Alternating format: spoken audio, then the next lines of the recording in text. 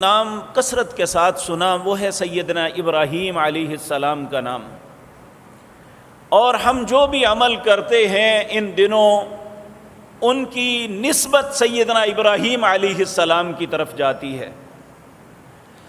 انہی سیدنا ابراہیم علیہ السلام کا نیک عمل کے متعلق جو رویہ تھا وہ آپ کے سامنے رکھتا ہوں، تاکہ ہم بھی اس رستے کو اپنا کے اس عظمتوں کے رستے کے راہی بن جائیں۔